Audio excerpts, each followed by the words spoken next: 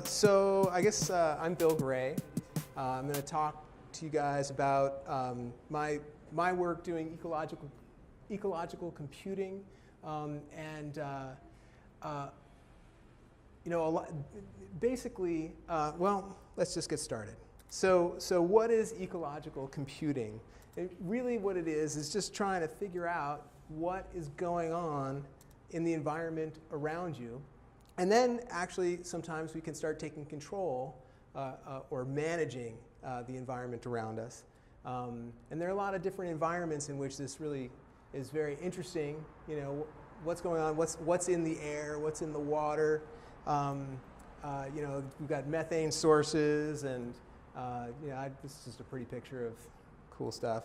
But why is this important, and why am I interested in this, and why am I so motivated about it? And I don't know, some of you may already know this word, the Anthropocene. I don't know if that's exactly the correct pronunciation, but basically, you know, we're, as human beings, having this incredibly massive and very rapid effect on the Earth in a whole bunch of different ways.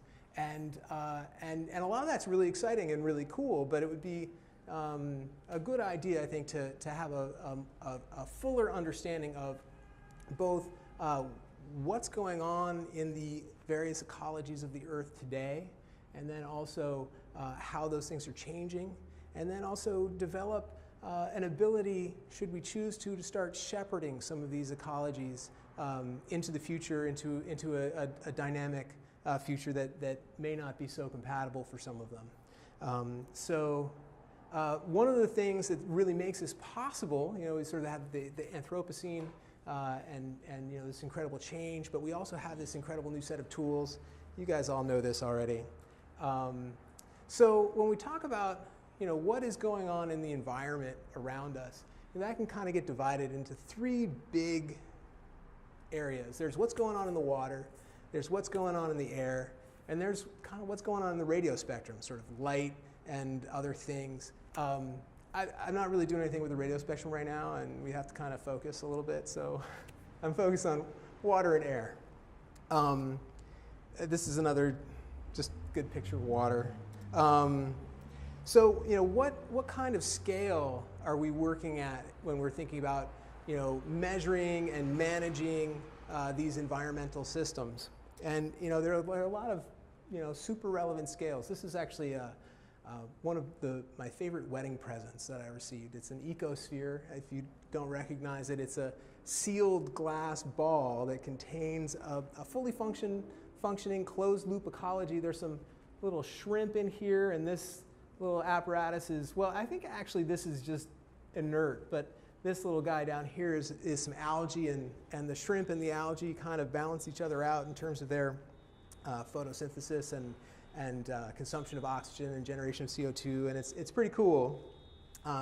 Mine lived for about 3.5 years, then the shrimp die, and they don't reproduce in there, so it's, you know, it doesn't go forever. You can get them refilled, but I haven't. This is a sort of a larger ecology. This is quite a beautiful aquarium. This, I think, it was done by Adamo. If anybody's an aquarium person, yeah. And this is, you know, this is sort of another microcosm, a larger microcosm that is, you know, very interesting. And there are a lot of people right now. I don't know if anybody is clued into what's been happening with the corals out there, but corals are kind of going away pretty quickly. And it turns out that a lot of the corals have been moved into the aquarium world, and so it may be that, you know, in a little while, you know, the aquarists and the reef aquarists are really the keepers of the coral in a very real way, and that's an interesting time, I guess, as the phrase goes. This is a mesocosm. So, you know, the difference between a microcosm and a mesocosm is a little bit arbitrary. You know, some people say, well, you know, does it have more than 3,000 liters of water? And that's the line. That seems as good a line as any. But this is a sort of more of a large-scale, enclosed ecological system. Not every mesocosm is enclosed. They're definitely open mesocosms. And then this is quite a large mesocosm. I don't know if any of you recognize this. This is the Eden Project in the UK, and each one of these domes has sort of an ecology underneath it, and it's actually profit making, which is kind of amazing as a tourist attraction. And it's very cool. It's a lot like the Biosphere 2 project that is the sort of subject of that fabulous Pauly Shore movie, but a little more successful. And then of course there's this, right? And this is sort of also when you sort of take this view on it, a very isolated closed loop kind of system. Everybody out here, I'm sure, is already very aware of that, but it's interesting to think about.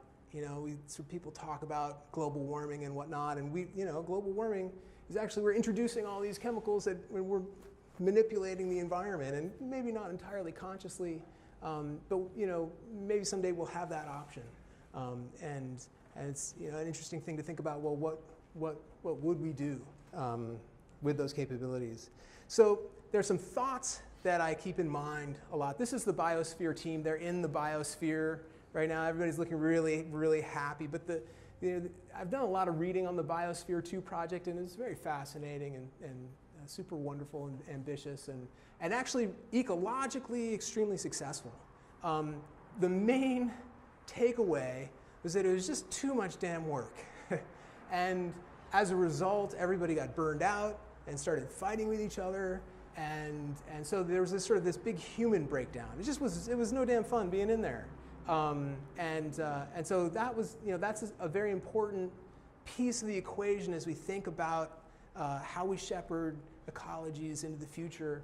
That we really need to make sure that we're doing it with a high level of automation, so that we're not, consuming people's lives in an unhappy way. Or it's not going to happen if people aren't happy about it, I think, pretty much. But okay, and that's another thought. This is actually a Bruegel painting of the Garden of Eden, I really like to think about. We relate to the ecology and the environment in two main ways, mainly today. And the primary way is exploitation, which is what it is, and then the other way is conservation. And I really like to think about ecology as a creative opportunity, a creative outlet. And that, I think, is really something that has, that automation and ecological computing really, really opens up in a new and super cool and powerful way. Oh, yeah, and there's one other thing. So generally, and in broad strokes, if we can measure something, we can control it. And my friend at work, Jess, who's out in the audience here, she was like, I don't like that word control. And it's true. I'm control is sort of not the nicest word, and we can manage it. But really, I'm drawing on control from like a controls theory, and how can we have machines that are automated and controlling all sorts of different quantities. And I've done a lot of work on that in particular. I sort of come out of that world a little bit when I'm thinking about this stuff. And complex systems get harder to control, but we're pretty good at it. What we're not so good at right now is the measurement. We don't actually have a lot of systems that are capable of taking data with the frequency and with the richness that we need in order to really to begin to automate ecologies. We can do it a little bit. So there are two questions I'm going to cover, sort of my work to figure out what's going on in the water and my work to figure out what's going on in the air. And I get a lot of help from a lot of different sources on this, and I'm part of a large team, particularly on the air side, that I'm really, really delighted to be a part of. So I'm going to talk about that, but I'm going to start with the water. And I should say, actually, that my work on water is all sponsored, I guess, and assisted by Many Labs and Peter, who runs Many Labs, and Eric, who's a resident over there. They're over here tonight, so I'm sure if you're interested in Many Labs, it's a wonderful organization, and I've been honored to be a part of it, and so you should check them out. they're right around, they're up Folsom Street. So when we're thinking about what's going on in the water, there are three kind of big factors. There's clarity, which in the sort of the measurement world is usually referred to as turbidity, just because that sounds cooler, I guess. And then there's plankton, which is basically sort of, you know, what are the little guys that are living in the water, and that's sort of everything from small shrimp all the way down to viruses. So there's, you know, lots of different names for plankton. There's zooplankton, and there's phytoplankton, and there's femtoplankton, and there's nanoplankton, and there, you know, you can divide it up a whole bunch of different ways. And then there are dissolved solids, and that's basically what we normally think of as stuff that's dissolved in water. So salt is a solid that dissolves in water. And into dissolved solids also often, I'm lumping gases, which are clearly not solids, and other liquids, but dissolved stuff. I dissolve stuff in water. So turbidity is actually really super easy to measure. That's kind of done. We can do that. That's not a problem.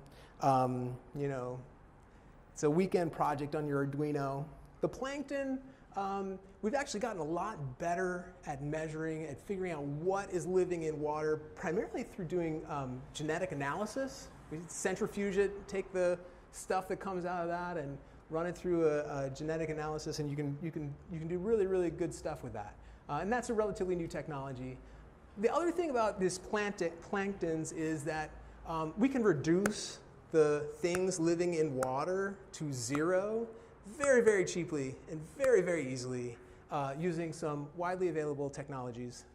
So it's not really, I mean, stuff living in water is still a big problem in the developing world, but it's not something we don't have technological solutions to. Dissolved solids, on the other hand, is a little bit trickier, right? And what are dissolved solids, right? We see things like fertilizer, right? And this is water-soluble plant food. So these are the big three. This is nitrogen, potassium, and phosphorus. That's 20-20-20, so that's a balanced fertilizer. And those are basically the three elements, and elements is sort of the wrong word there, but those are the three ions of life, right? Plants eat those, and there are other micronutrients like iron and calcium and strontium that are also important, and you know, you can have a sort of a binary situation with those where if you just have no strontium, then you just, you know, can't grow this whole class of plants. But for the most part, what everybody needs is some combination of these big three. And so so I was unable to figure out a good way to get this list graphically into, well, this is not a great, here we go. So this is a whole list of different ions that are super interesting for, you know, people who are interested in what's in their water, right? We've got everything from, you know, nitride and chloride and iodine and a little bit, I don't know where it went, but there's like lead. You know, lead is a big thing. You'll notice that this list is divided up into cations and anions, and I'm not going to talk so much about the difference between those two or what that means, but there are just a ton of them. There are a ton of them. A lot of them are interesting, and this is just a partial list, right? This is just sort of, you know, elemental stuff. There are an incredible diversity of different things that can be dissolved in the water, and how do you know what it is? Let me see if I can get back into this presentation here.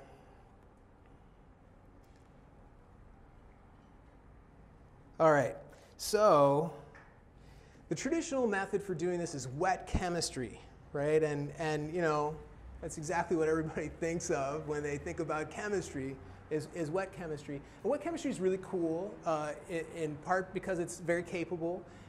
It's relatively cheap in terms of materials, and the equipment's not so bad.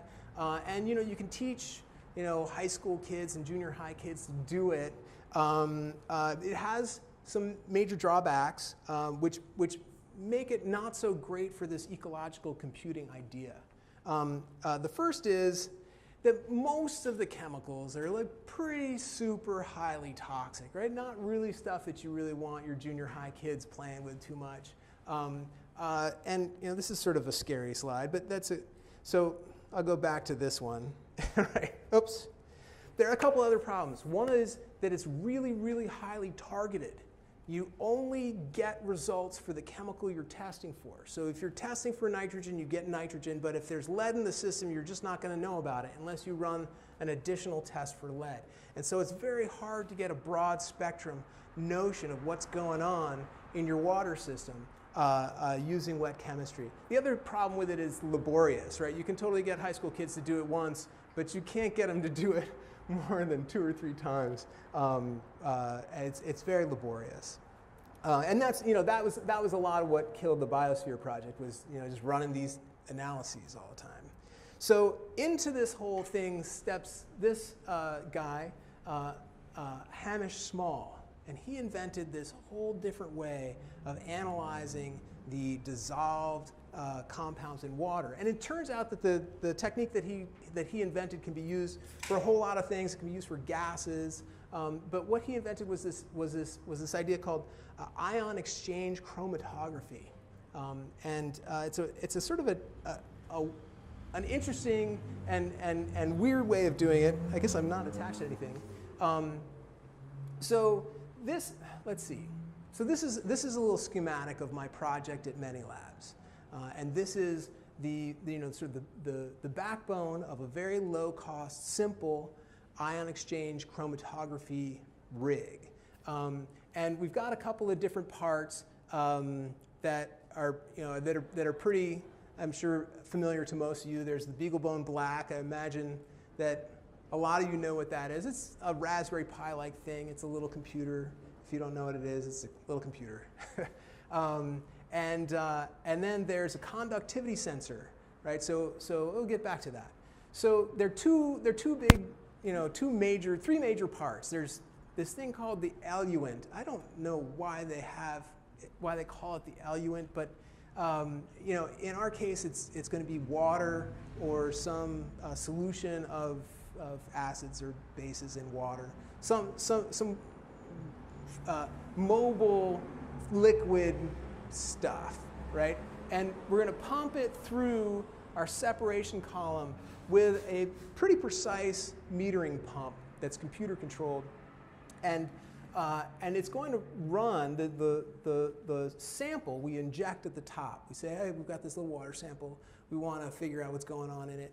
We pop that in the top, and it comes through the column as the metering pump pumps the water through, right? And the interesting thing is that this column is filled with an ion exchange resin or an ion exchange medium.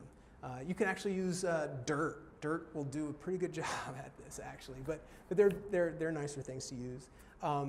And what the ion exchange medium does is it sort of attracts the different ions out of the solution, but it does so at different rates. So it turns out that the different ions in your sample will flow through this column at different rates, regardless of the rate at which you're pumping. I mean, you want to control the rate at which you're pumping, but at the end, what you end up with is one lump of ions that's all similar coming out at one time, and then another group of ions that's all similar coming out at a later time.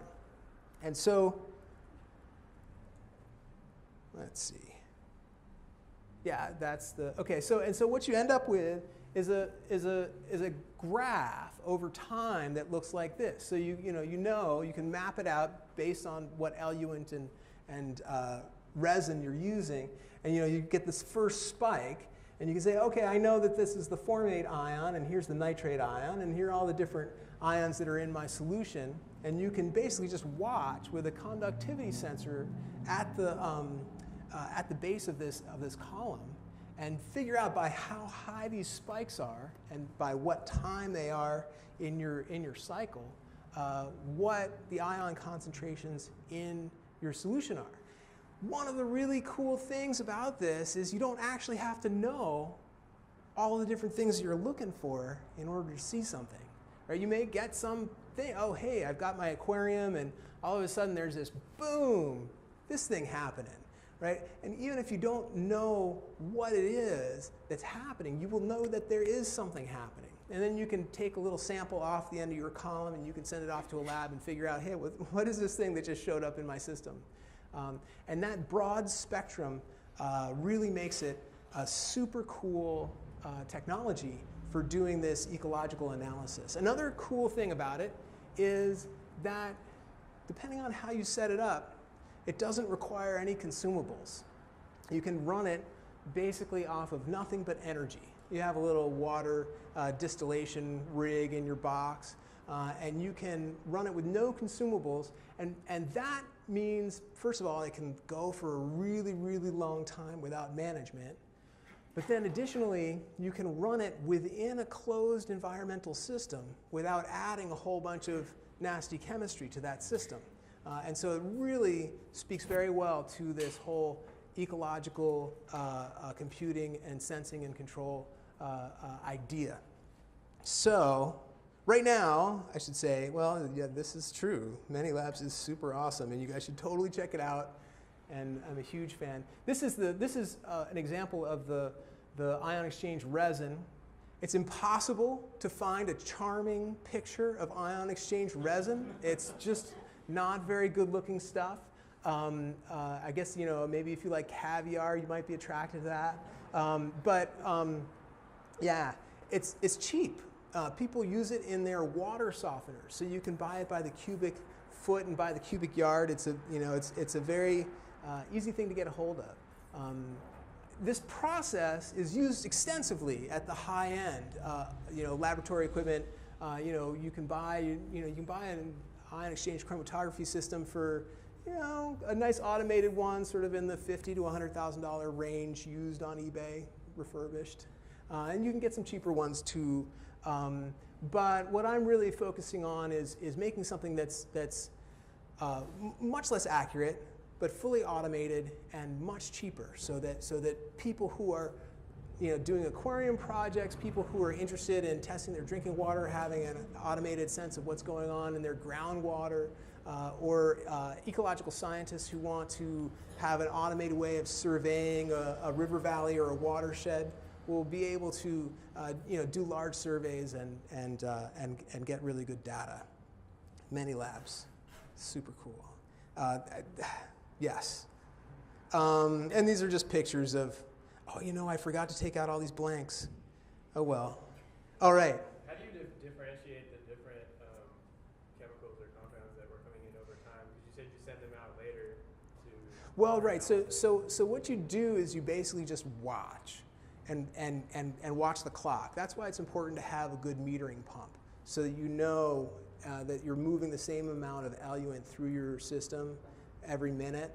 Right? And so you basically say, oh, hey, nitrate ions show up at 1 minute 33 seconds and are usually done by 1 minute 36 seconds, right? And so you can know that that's, and they'll do that the same way every time. So if you've got a spike at 133 to 136, you're pretty confident that that's nitrate, right? Now, if a spike shows up in a weird place, then you might not know what it is. It's not on your map already, right? And that's the time when you get to say, hey, this is a weird thing. So you have to stop it and send it out for analysis because it's flowing through, right? It's flowing through. I mean, you can let it flow through, and you can come back later and take a sample. You got an email, hey, something weird's going on. Oh, I'll get over there in a couple of days and figure it out. So it doesn't have to be that immediate. So now I'm going to switch over to air. This is my daytime work. That was my nighttime work. I work for a company called Acclima. And what we do is we're building a platform for large-scale distributed environmental sensing. Right now we're primarily focused on air quality, but there are a couple other things in the hopper which are very exciting. But there's a lot to be done with air. Air is really super fascinating, and there's a lot going on. So you've noticed the graphic design has improved dramatically. That's due to some of the really talented people who work in our communications department. It's a proper company. And so these are some of the things that we test for. It's not a complete set, but some of them are relatively basic. And some of them are get pretty interesting. We do a lot of VOC stuff, and that is really fascinating work. We do a lot of stuff with PM2.5 and PM10, and there's been a lot of research lately in the last few years about these two metrics. So PM is basically just particles, and these are the sizes. I guess it's 2.5 nanometers and below. Is it nanometers? Micrometers, and below, and then PM10 is 10 micrometers and below. And it turns out that these quantities have a tremendous effect, not just on ecological systems, but actually on our own brain chemistry. And we can PM 2.5 in particular is extremely well correlated to cognitive function. Right? The more PM 2.5 there is in an environment, the less quickly people think. And I assume most mammals.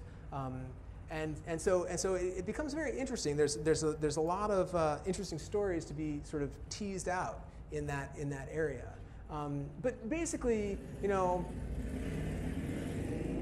all of the coolest cities in the world, and there are definitely some very, very cool cities that are not here, but basically all of the coolest cities in the world right now have air quality problems. I mean, we in San Francisco, we don't have air quality problems that are nearly as bad as Beijing, or Paris is really having some trouble these days. But we still actually have very significant air quality issues in the Bay Area.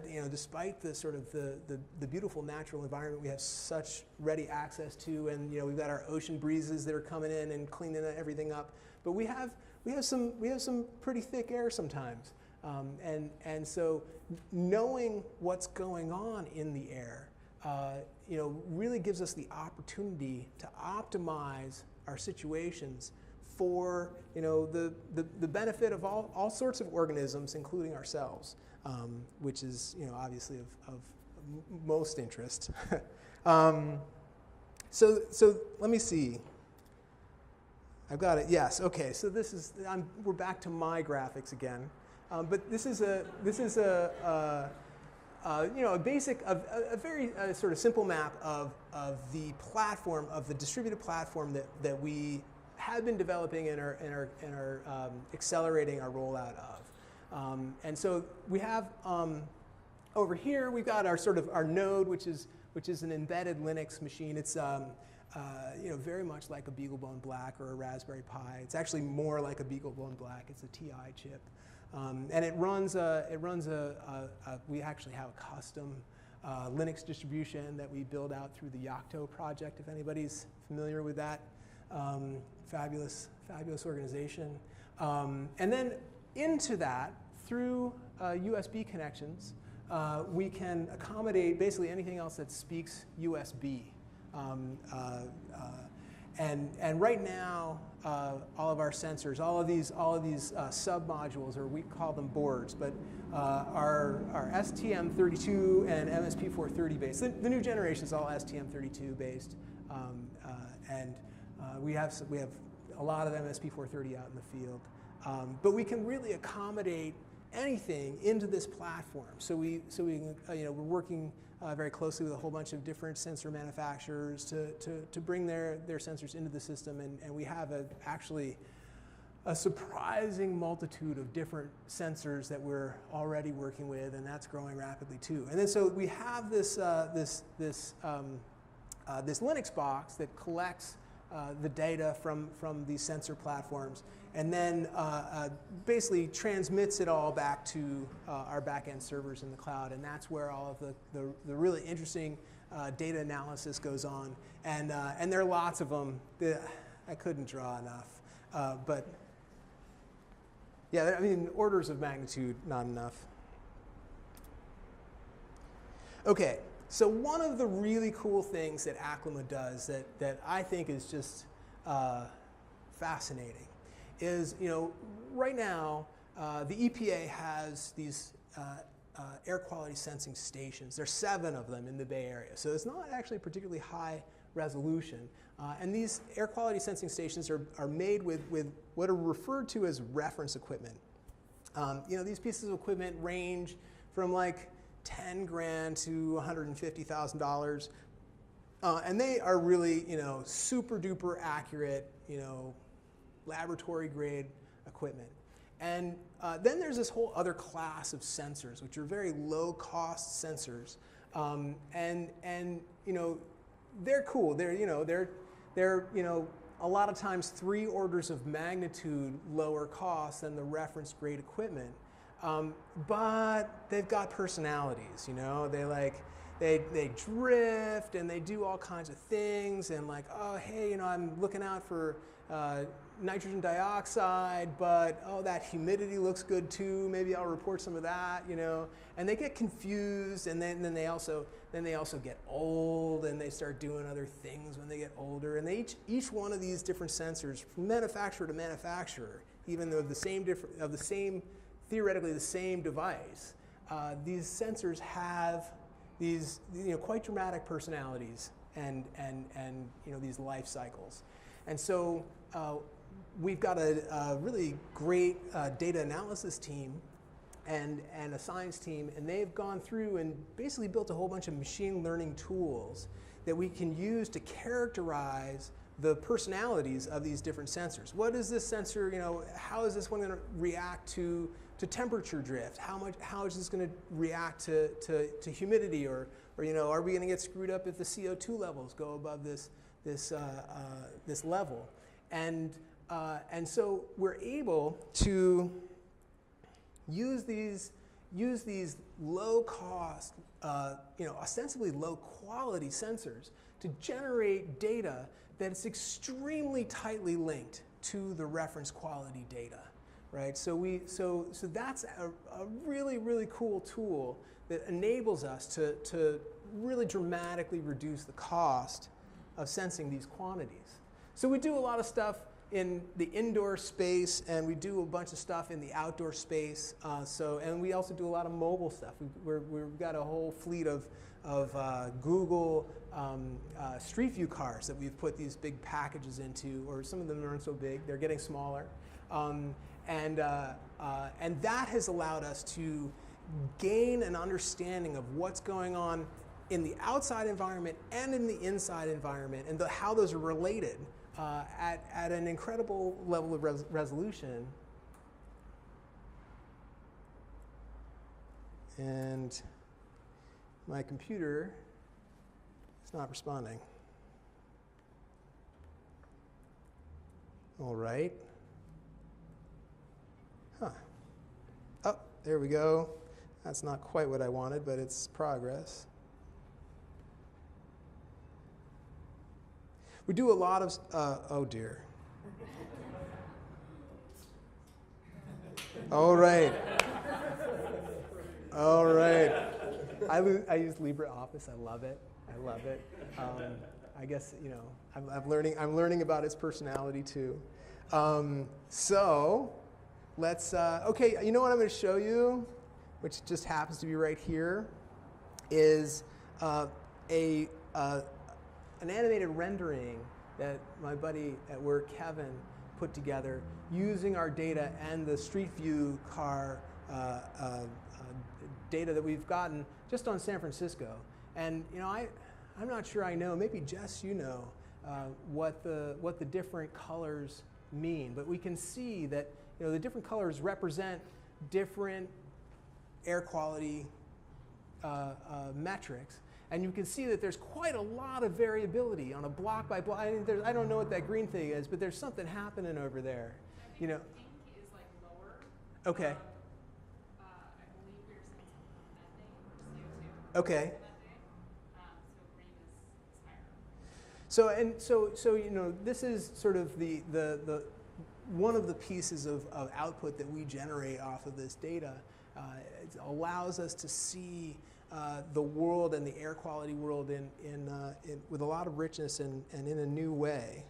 And then, you know, this data is also being used to inform. You know, we do a lot of work with the EPA and various more local California Air Resources Board and groups like that, and really providing them with data that's substantially richer. And wow, this LibreOffice is just, no, there's my taxes, fantastic. Okay.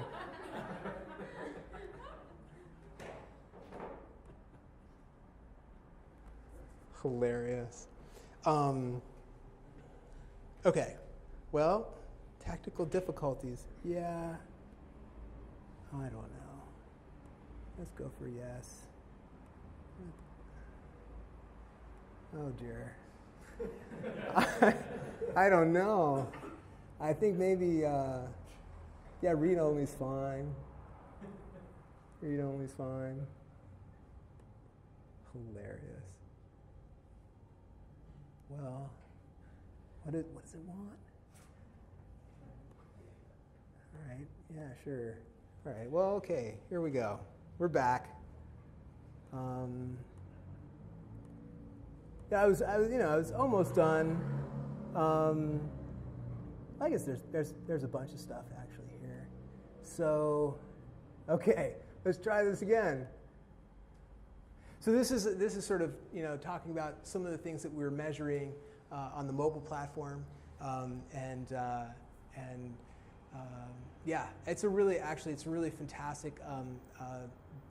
Our friend Brian is really sort of leading this effort in a technical sense, and he's really doing an incredible job picking up all of these different things. And it turns out that vehicle speed and wind heading are all things that we need to kind of back out of our calculations because they change the way that the sensors behave. All right, come on now. Okay, and this is a friend of ours, an artist in LA, and he's got a mobile package on this tricycle that he's built that is able to print out air quality metrics on the ground. And I think it's soap bubbles. I don't think these are.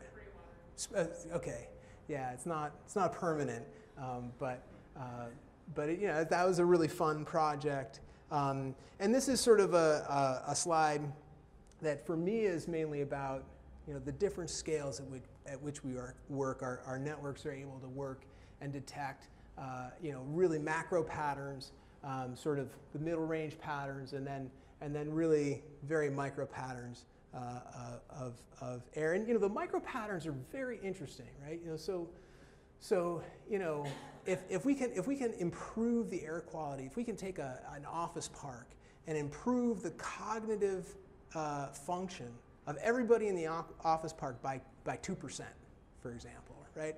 That is a tremendous value, and so there's a really huge opportunity to gain value and to sort of gain health and well-being with these technologies that I'm personally really excited about. All right. Okay. So this is okay. Well, this is a nice picture. This is meant to signify that we've been collecting data. Or we've collected data on every continent on the planet, and so we have this network. It's growing very rapidly, and as it grows, we get to do more and more interesting work with the data analysis, which is really where the fun stuff sort of comes out. I guess I don't think we have anything on Antarctica or in space right now, except to the degree that we're in space right now. But we've got all these cool partners that we work with. We do a lot of work with Berkeley Lab and the EPA. As long as they continue to exist, we'll continue to work with them, and we're very happy about that. These are some of the lovely people. I just thought it was a funny picture, and yeah, that's it. Thank you. Oh, and I didn't mention earlier because I thought I was going to be up here for a while, that we are totally hiring. So if anybody's interested in this stuff, we probably would love to work with you. And yeah, we're really looking to grow. So that's great. All right. Okay. So how do let's see. Let's find a pretty picture to be on. Does anybody have any questions? This is my favorite. All right. A question about your water. Yeah. So to get those spikes, I would imagine you have to pump through some reference solution.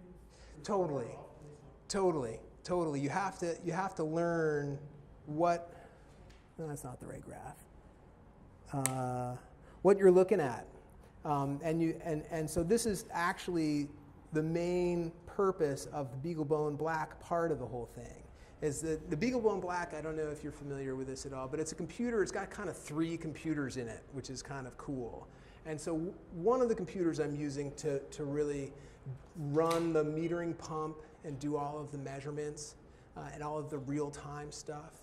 And then there's this other computer that is the main computer that you can use to do data analysis and user interfaces, and so there's a good deal of data analysis that you want to do here. So the really though what you're doing primarily is you're just running the same process over and over again, and you're looking for the time at which you get these spikes. These spikes will come out at different times.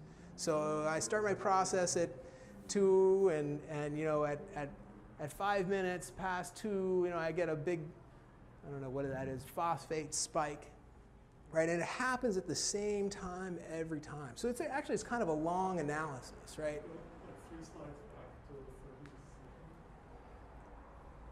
This one? Is this? Yeah. So I'm just wondering if you keep pumping the element through there, then everything will blur together. Right? Well, that's the kind of the cool trick is that it tends not to blur together, right? The movement of the eluent through the it's a little bit like if you take like coffee and spill it on a napkin, right? You can see that different they make these rings, right? I should have taken a picture of my napkin this morning. But the coffee stain will travel through the napkin, and you'll get these rings of coffee, right? And some elements in the coffee move through the napkin more quickly than other elements in the coffee, and you get this pattern. And that's basically what we're doing. And that's in the sort of the scientific instrumentation world. That is a chromatograph. A chromatograph. That's a chromatography. So you're just separating, usually in time, sometimes in space, what these different elements are and the different rates that they travel through whatever it is you're putting them through. What's the problem I'm having with this is if we keep pumping this thing through for half an hour, Yeah. something let's say takes 5 minutes to go through. Right.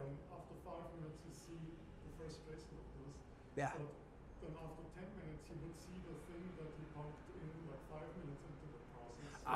Yeah. So this is not the sample material. The eluent is a known quantity, right? And we can manipulate that in some fancy ways too. Probably not worth going into right now. But basically, you can just say that the eluent is constant. It's like the chemistry of it. It's a big tank of stuff that you mixed up at the beginning, and it's just going to stay the same throughout. And then at the beginning of your test, it's always running. It's always running. At the beginning of your test, you put a little bit of your analate into the top of the column, and it starts to flow with the eluent through the column. And then how the materials in that analate get treated by the column is the magic of the system. Did that answer your question? Yeah? Okay. Yeah, sure. A blue shirt. I guess you're both wearing blue. What's the conductivity sensor look like? Oh, conductivity sensing is actually super easy, right? You can literally just take 2 wires, hopefully relatively well fixed in space, and run a water solution over them and measure the resistance with a multimeter a lot of It's times. not like a really super sensitive like micro. Yeah, well, you know, that's good to do. It really in most cases just depends on the accuracy you specify in your components. So it's a very simple. I mean, you're just measuring the resistance of a thing. There are fancy tricks that you can develop to keep from getting deposits on one electrode or the other, and there are a number of tricks. But it's really actually at the fundamental, it's a very, very simple thing to do. And there are other kinds of sensors you can stick into that spot, but conductivity is so simple and so easy and so reliable. That's what I've been working with. Yes. So the pump seems difficult. Do you have a low-cost pump that you like? What kind of pressures and flow rates do you get? Yeah. You put your finger on it. That's one of the issues that I'm working with right now. So in the higher end systems, they use what's called a syringe pump. Also, there are a number of different names for it. But what I've actually been working on, and most of my time has been lately on, is using a pump called a peristaltic pump. Are you familiar with it? And we need to keep the flow rates actually quite constant. And so the question is, can we program the computer with a pressure sensor in this line to back the variability out of the peristaltic pump at a rate that's, makes it all work for less than $50, right? I think in the high-end systems, that's where they spend a lot of the money. Yeah, that's definitely, and in the high-end systems also, a lot of them are running at very high pressure. So you'll get a lot of systems that are running at 5 or 10,000 psi, and when you're running at those kinds of pressures, also with very accurate metering, you end up at very high cost. But a lot of the top end systems, they're capable of resolutions, in the sort of the tenths and sometimes hundredths of parts per billion. Yeah, that's all right, I guess. Yeah, whatever. And we basically figure that if we can make a device that'll do 1 part per million, so 10,000 times less accurate than these high-end systems, we'll have something that's extremely useful, that would really move the bar forward in this ecological space. Did that answer your question? Yes. Okay. Just, I don't know if you said it before, but you were saying something that the professional versions of these machines is 50 to 100,000. yeah, and they're more expensive, and there are some cheaper ones too. And so, what are you expecting your gadget to cost? I'm not really looking at this as a business, so Yeah. yeah. Not $100. It's probably, hopefully, if we could do something in the $300 to $1,000 range. I think $1,000 in the idea starts to be a lot less attractive. Yeah, but the goal really is to get these into people's hands. Whoever wants to use it. Ideally school kids, and have it be a tool that's widely available, or at least readily available to people.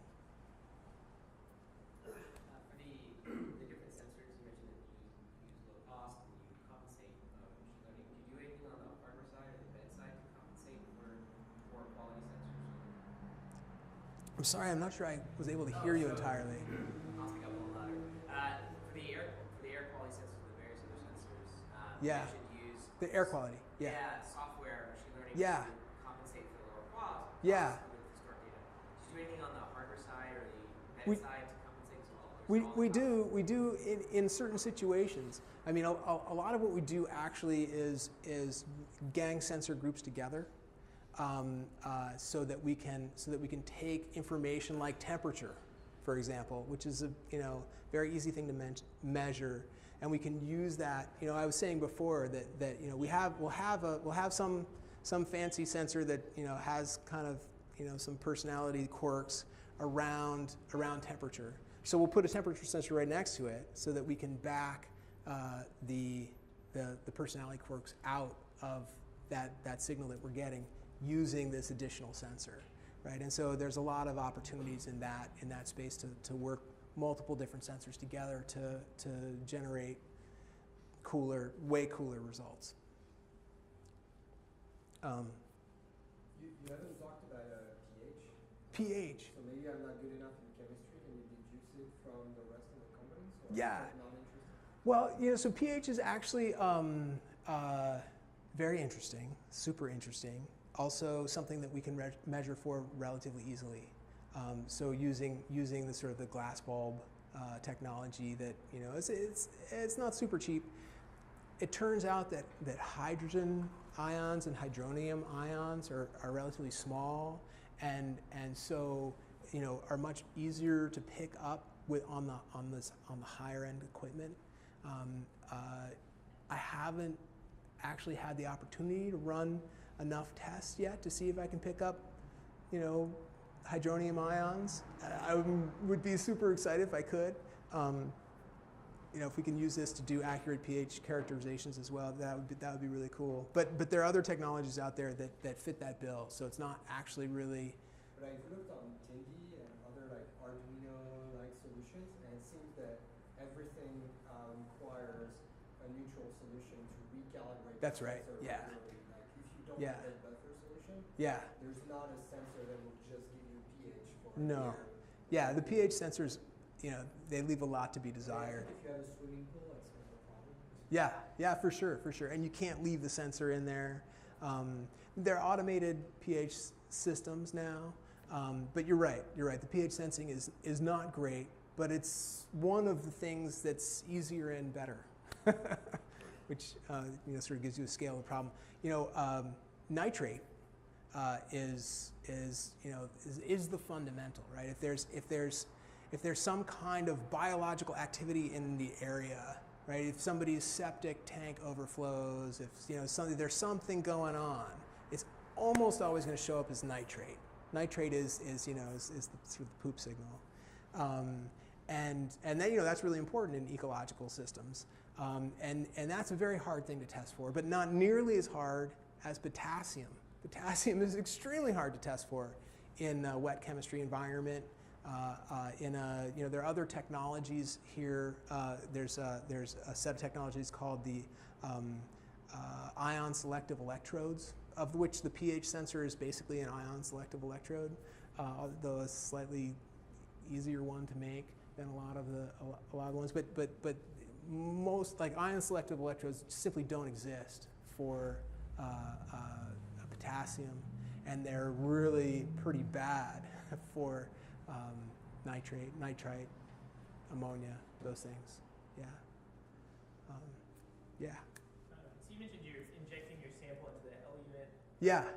So do you have to worry after you're taking the measurements a way to remove that, or eventually do you replace the eluent? Well, in the case of a closed loop ecology, we're taking the sample from the ecology, right? So if we've got an eluent solution, there are successful systems that are running basically with deionized and occasionally even just distilled water, and those are also once again at the very high end. So if we can kind of concoct that kind of system, then we're really going to be introducing nothing into the except for deionized water into the environment that was not there already, and so we sort of get to zero that way. Now there also is this possibility that we can start making big columns, and if we have something in there that we don't like, we can just we can sort of do we can just, when that thing starts to pop up, we just switch the valve over to the other side and start removing things from the environment if we want to, but that's for later. Are there any other questions? Oh yeah. So I used to be one of those school kids who used to do all this testing. Okay, right on. Me too. Yeah. And I used to do it locally, Lake Merritt. Oh, cool. Every week, actually. Wow. For my school. That's fascinating. I'm very interested about this, but the thing I'm more interested is how are you gonna introduce this to school kids? Because obviously, when I did it, it was very low end, low tech. You put pH strips, or you took a sample of water, Right. Or use a secudus to look at just for turfability. Right. And just when you mentioned like $300 to $1,000 doesn't cost itself, how are you gonna? That's like one item, but with about school kid, 30 school kids, how are you gonna do that? How would that work out? Well, so the idea, and one of the reasons that I like having a computer involved in this whole thing, and is that we can put a Wi-Fi on there. I mean, in fact, if you get, instead of getting the BeagleBone Black, if you get the BeagleBone Green, you already got a Wi-Fi there. And so you're in the situation where you can have an apparatus, and so sort of a situation I like to call bring your own screen, right? You sort of can interface with a very rich system and get a lot of information and work that information a whole bunch of different ways without actually having to own the system or maintain the system or whatever. So it actually becomes, in that scenario, a very easy thing to distribute very widely to a large group of young people, for example. And you don't even have to be physically proximate to it, right? You can put that data on the internet and start building a really interesting database of these different ecologies and what's going on in them. That's actually something I'd be really excited to see. So, and just to reiterate, I'd love to have help with either one of these projects. The Aqua stuff is paid, but this stuff is also really fun. So, yeah. Oh, another question. Yeah, have you tried making your own peristaltic pump? Well, yeah, sorta. I mean, you can get peristaltic pumps on the internet, really, really cheaply. So I haven't actually spent a whole lot of time working on that. There's some ideas that I have for mechanical situations that would reduce the variability of the output of the peristaltic, and I might have to do some fabrication there if that needs to happen. But right now I'm really focused on a software solution if I can do it. I just bring it up because I literally made one 3D-printed one last weekend. Oh, cool! Yeah. Awesome. It's pretty well. Yeah. Not precision enough, but there's some people who are investing in it just because it's pretty useful. Yeah, it's a super cool tool. Yeah, that's great. All right. Thank you. Thank you.